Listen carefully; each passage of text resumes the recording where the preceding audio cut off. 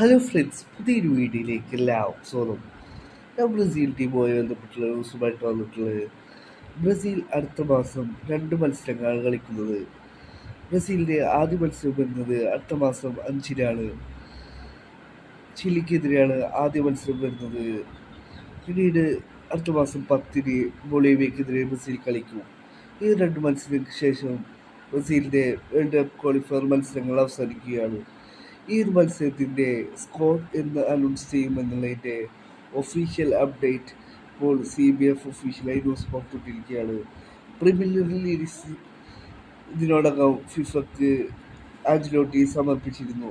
ഇപ്പോൾ ഇതാ official score എന്ന് അനൗൺസ് ചെയ്യുമെന്നുള്ളതിൻ്റെ ഒഫീഷ്യൽ ന്യൂസ് പുറത്തു വന്നിരിക്കുകയാണ്.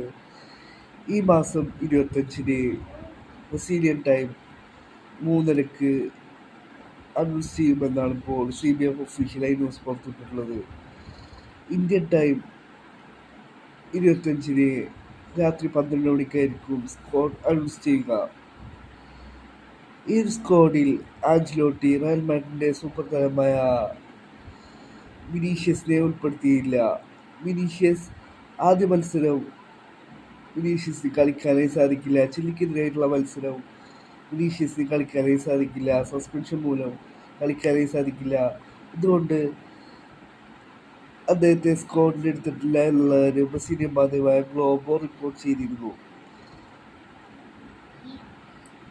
നെയ്മർ ജൂനിയർ സ്ക്വാഡിൽ ഇടം പിടിച്ചിട്ടുണ്ട്. എതിരെ മിലിറ്റാവോ സ്ക്വാഡിൽ ഇടം പിടിച്ചിട്ടുണ്ട്. റയൽ മാഡ്രിഡിന്റെ മറ്റൊരു സൂപ്പർ താരമായ റോഡ്രിഗോയും സ്ക്വാഡിൽ ഇടം പിടിച്ചിട്ടുണ്ട് എന്നുള്ള കാര്യം ബ്രസീലിയൻ മാധ്യമമായ ഗ്ലോബോ റിപ്പോർട്ട് ചെയ്തിരുന്നു. ഒഫീഷ്യൽ ന്യൂസ് ഈ മാസം 25-ന് പുറത്തു വരുമെന്നാണ് ഇപ്പോൾ CBF ഒഫീഷ്യലായി ന്യൂസ് പുറത്തുവിട്ടിട്ടുള്ളത്. ഈ മാസം 25-നാണ് ബ്രസീലിന്റെ ഒഫീഷ്യൽ സ്കോർ പുറത്തുവരിക.